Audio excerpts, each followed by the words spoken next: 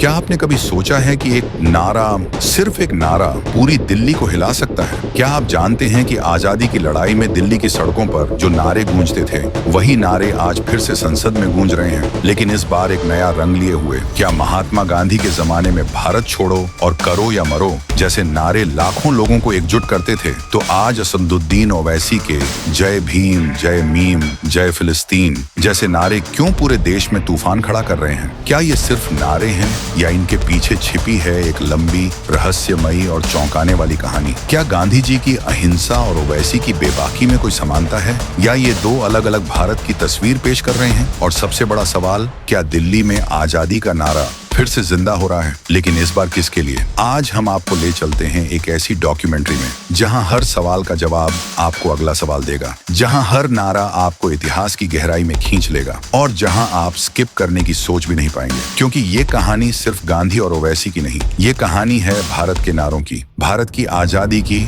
और भारत के भविष्य की। तो तैयार हो जाइए, क्योंकि अब शुरू होती है दिल्ली में आजादी का नारा, गांधी और ओवैसी के बीच कैंपेन की तुलना। दोस्तों, साल था 1942। जगह थी दिल्ली से कुछ दूर, बॉम्बे का ग्वालियर टैंक मैदान। वहां खड़े थे महात्मा गांधी। लाखों लोग उन्हें सुनने आए थे। ब्रिटिश राज अपने चरम पर था। पूरा देश गुलामी की बेड़ियों में जकड़ा हुआ था। गांधी जी ने माइक थामा और कहा, करो या मरो। उस एक नारे ने पूरे हिंदुस्तान को हिला दिया। लोग सड़कों पर उतर आए, जेलें भर गईं, हजारों गिरफ्तारियां हुई, लेकिन ब्रिटिश हुकूमत डर गई, क्योंकि ये नारा सिर्फ शब्द नहीं था, ये था आजादी का बिगुल। गांधी जी ने कहा था, मैं आपको एक मंत्र देता हूँ, करो या मरो, हमारा लक्ष्य है पूर्ण स्वराज्य। और इसी आंदोलन में दिल्ली की सड़कों पर गूंजा भारत छोड़ो का नारा। ये नारा गांधी जी का नहीं था, ये नारा दिया था सोशलिस्ट नेता यूसुफ मेहर अली ने, लेकिन गांधी जी ने इसे अपनाया और पूरे देश में फैला दिया। अब जरा रुकिए और सोचिए, क्या आज भी दिल्ली में कोई ऐसा नारा गूंज रहा है जो पूरे देश को बांट रहा हो या जोड़ा रहा हो? फ्लैश फॉरवर्ड, साल 2024,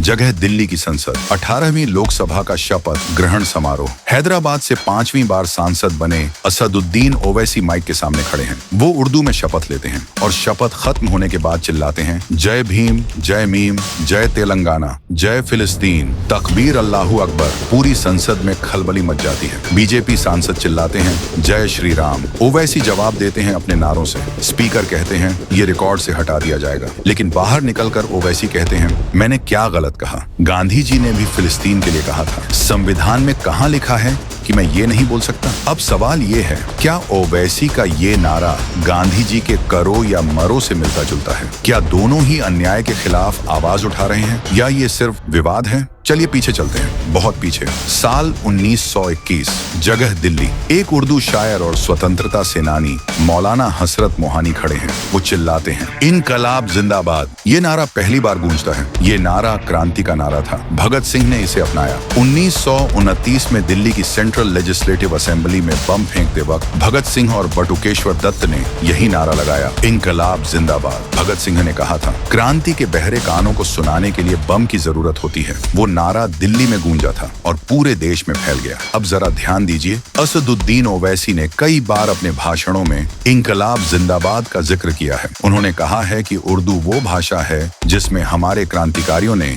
इनकलाब जिंदाबाद का नारा दिया था। क्या ये संयोग है या जानबूझकर की गई तुलना? गांधी जी अहिंसा के पुजारी थे। वो कहते थे, अहिंसा परमो धर्म। उनका नारा था करो या मरो, लेकिन अहिंसा के साथ। दूसरी तरफ क्रांतिकारी थे भगत सिंह, चंद्रशेखर आजाद, राम प्रसाद बिस्मिल। उनके नारे थे, इनकलाब जिंदाबाद, सरफरोशी की तमन्ना अब हमारे दिल में है। गांधी जी और क्रांतिकारियों के रास्ते अलग थे, लेकिन मंजिल एक थी, आजादी। अब आते हैं ओवैसी पर। ओवैसी बार बार जय भीम कहते हैं, डॉ बाबा साहेब आम्बेडकर को याद करते हैं। जय मीम मुस्लिम एकता का प्रतीक है। जय फिलिस्तीन अन्याय के खिलाफ आवाज है। ओवैसी ने कहा, महात्मा गांधी ने भी फिलिस्तीन के बारे में लिखा था। उन्होंने कहा था कि फिलिस्तीन अरबों का है, यहूदियों का नहीं। ये सच है। 1938 में गांधी जी ने हरिजन अखबार में लिखा था, फिलिस्तीन अरबों का है, यहूदियों का वहाँ कोई अधिकार नहीं। गांधी जी फिलिस्तीन में यहूदी बस्तियां बनाने के खिलाफ थे। तो क्या ओवैसी गांधी जी की ही बात दोहरा रहे हैं?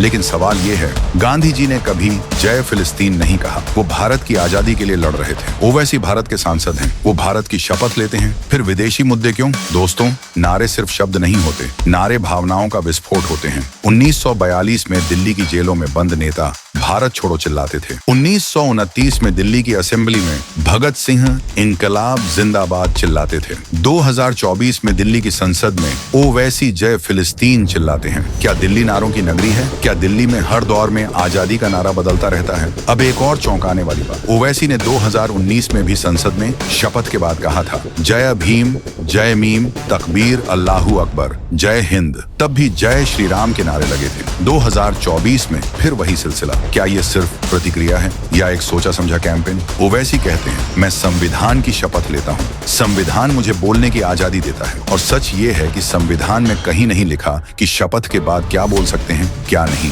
लेकिन परंपरा है कि सिर्फ शपथ ही रिकॉर्ड होती है, बाकी सब हटा दिया जाता है। फिर भी नारे गूंजते हैं। अब सोचिए, गांधी जी के जमाने में भी नारे विवादास्पद थे। वंदे मातरम को लेकर विवाद हुआ था। मुस्लिम लीग ने कहा था कि ये हिंदू नारा है। इनकलाब जिंदाबाद को ब्रिटिश सरकार ने राजद्रोह माना था। तो क्या आज का विवाद नया नहीं है? दोस्तों, नारे बदलते हैं, लेकिन नारों की ताकत नहीं बदलती। गांधी जी का करो या मरो आज भी किताबों में पढ़ाया जाता है। भगत सिंह का इनकलाब जिंदाबाद आज भी युवाओं के मुंह पर है। और ओवैसी का जय फिलिस्तीन आज सोशल मीडिया पर ट्रेंड कर रहा है। क्या आने वाले दिनों में दिल्ली की सड़कों पर फिर कोई नया नारा गूंजेगा? क्या वो नारा गांधी की अहिंसा का होगा, या क्रांतिकारियों की क्रांति का, या ओवैसी जैसे नेताओं की बेबाकी का? ये सवाल आपको सोचने पर मजबूर कर देंगे। चलिए अब गहराई में उतरते हैं। महात्मा गांधी का कैंपेन था सत्य और अहिंसा का। वो कहते थे, मेरा जीवन ही मेरा संदेश है। उन्होंने नमक सत्याग्रह किया, दांडी यात्रा की, लाखों लोग साथ चले। उन्होंने अस्पृश्यता के खिलाफ लड़ाई लड़ी, दलितों को हरिजन कहा और हिंदू मुस्लिम एकता की बात की। लेकिन गांधी जी को भी आलोचना झेलनी पड़ी। जिन्ना ने कहा, गांधी हिंदू नेता हैं। क्रांतिकारी कहते थे, गांधी की अहिंसा से आजादी नहीं मिलेगी। फिर भी गांधी जी नहीं रुके। अब ओवैसी को देखिए। ओवैसी का कैंपेन है अल्पसंख्यकों के अधिकारों का, मुस्लिम और दलित एकता का। वो जय भीम जय मीम कहकर आम्बेडकर और मुस्लिम एकता की बात करते हैं। वो सीएए एनआरसी के खिलाफ बोलते हैं, वो फिलिस्तीन के लिए बोलते हैं और हर बार विवाद होता है। लेकिन ओवैसी भी नहीं रुकते। क्या ये गांधी की तरह सत्याग्रह है या कुछ और? दोस्तों, एक और रहस्य। ओवैसी ने संसद में कहा, उर्दू वो भाषा है जिसमें इनकलाब जिंदाबाद का नारा दिया गया। और सच है, मौलाना हसरत मोहानी मुस्लिम थे, उर्दू शायर थे। उन्होंने ही 1921 में इनकलाब जिंदाबाद कहा था। फिर भगत सिंह ने अपनाया। तो क्या ओवैसी खुद को उसी क्रांतिकारी परंपरा से जोड़ रहे हैं? क्या जय फिलिस्तीन आज का इनकलाब जिंदाबाद है? अब एक चौंकाने वाला फैक्ट, गांधी जी ने फिलिस्तीन पर लिखा था, मेरा दिल फिलिस्तीन के अरबों के साथ है। ओवैसी ने ठीक यही बात दोहराई। तो क्या ओवैसी गांधी की विरासत को आगे बढ़ा रहे हैं या इसे राजनीतिक रंग दिया जा रहा है? दोस्तों, नारे कभी खत्म नहीं होते, वो पीढ़ी दर पीढ़ी चलते हैं। 1947 में आजादी मिली, लेकिन आज भी लोग कहते हैं असली आजादी अभी बाकी है। दलितों के लिए आजादी, मुस्लिमों के लिए आजादी, किसानों के लिए आजादी और फिलिस्तीन जैसे दबे कुचले लोगों के लिए आजादी। क्या ओवैसी का नारा इसी नई आजादी का नारा है? और क्या गांधी जी होते तो आज ओवैसी का साथ देते? ये सवाल आपको रात भर सोने नहीं देंगे। चलिए अब अंत की ओर। दिल्ली वो शहर है जहाँ नारे पैदा होते हैं। यहाँ गांधी जी ने करो या मरो कहा, यहाँ भगत सिंह ने बम फेंका और इनकलाब जिंदाबाद चिल्लाया, यहाँ नेहरू ने ट्रिस्ट विद डेस्टिनी स्पीच दी और यहाँ आज ओवैसी जय फिलिस्तीन कह रहे हैं। क्या आने वाला कल फिर किसी नए नारे का गवाह बनेगा? क्या वो नारा एकता का होगा या बंटवारे का? ये फैसला आपको करना है, क्योंकि नारे हम बनाते हैं और नारे हमें बनाते हैं। धन्यवाद। जय हिंद, जय भीम, इनकलाब जिंदाबाद।